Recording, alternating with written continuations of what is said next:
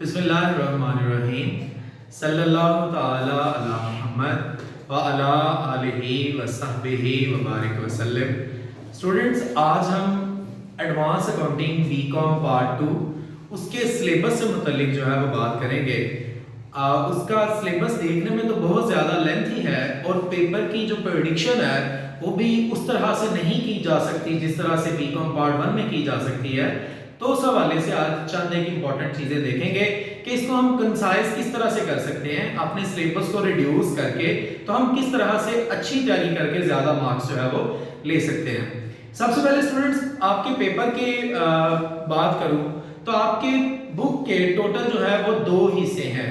MRE for Suhail Afzal की जो लिखी हुई बुक है एडवांस अकाउंटिंग, उसके अंदर अगर आप देखें तो उसने 2 हिस्से उसके बनाए हुए हैं। तो मैं आपसे यूं कहूं कि अगर क्वेश्चन की डिवीजन की मैं बात करूं तो आपका जो पहला हिस्सा है जो 5 चैप्टर्स पर मुश्तमिल है, वहां से आम तौर पे वो कम अज कम 2 सवाल जरूर पूछता है, अदरवाइज 3 क्वेश्चन भी वो पूछ लेता। आपके पहले 3 चैप्टर हैं। सबसे पहला चैप्टर है शेयर्स का, शेयर कैपिटल वाला। उसके बाद आपके पास राइट शेयर और बोनस शेयर है और तीसरे नंबर पे आपके पास डिबेंचर है। इन 3 चैप्टर्स में से एक क्वेश्चन जो है वो पेपर में जरूर पूछता है, कम अज कम एक, अदरवाइज कभी कभी इन 3 चैप्टर्स में से 2 क्वेश्चन भी वो पेपर में पूछ लेता है। और आपका चौथा जो चैप्टर है वो है फाइनल अकाउंट का। ये वो चैप्टर है जहां से उसने क्वेश्चन कंफर्म पूछना है, कुछ भी हो जाए। उसके बाद आपके पास क्वेश्चन नंबर चैप्टर नंबर 5 की बारी आती है। चैप्टर नंबर 5 जो है वो आपके पास है रेशो।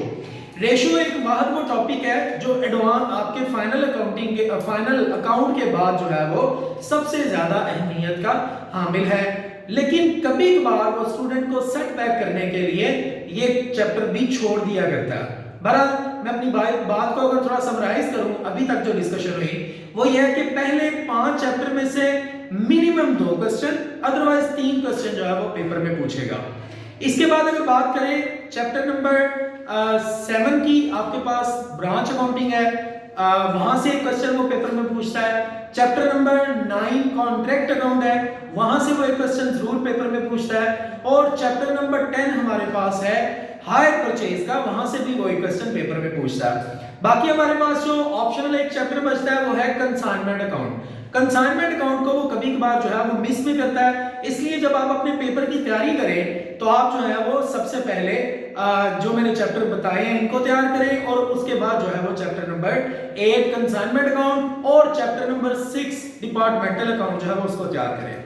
अब हम बात करते हैं कि इसके कौन-कौन से चैप्टर के कौन-कौन से क्वेश्चन जो है वो किए जाएं, तो हमारा बीकॉम पार्ट 2 का एडवांस अकाउंटिंग का पेपर जो है वो ओके हो जाएगा।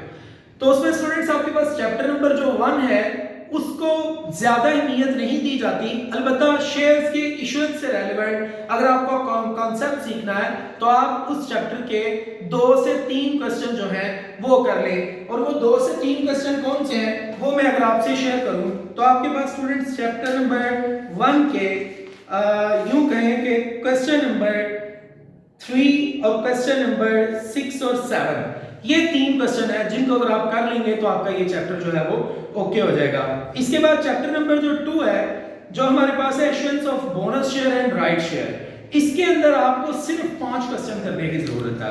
क्वेश्चन नंबर 6, 7, 8 और क्वेश्चन नंबर 14 और 15, ये क्वेश्चन अगर आप कर लेते हैं तो आपका ये पूरा चैप्टर जो है वो आपके लिए काफी होगा।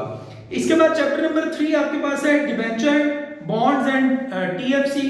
तो डिबेंचर वाले टॉपिक के अंदर आपके लिए जो इंपॉर्टेंट क्वेश्चन है वो question number 5, question number 8, question number 10, 11, 12, 13, 14 और 15, ये टोटल क्वेश्चन बनते हैं 2, 4, 5, 6, 7, तकरीबन 7 क्वेश्चन है, 7 से 8।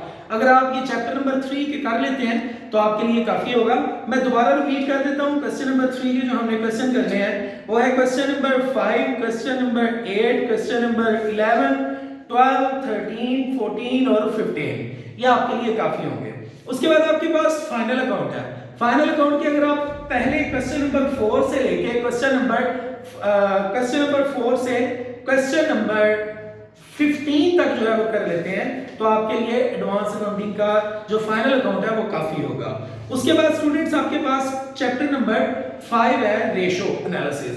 रेशो एनालिसिस के अगर आप पहले क्वेश्चन कर लेते हैं, मोर देन इनफ, इसमें से इजीली इंशाल्लाह आपका जो है वो पेपर अटेम्प्ट हो जाएगा।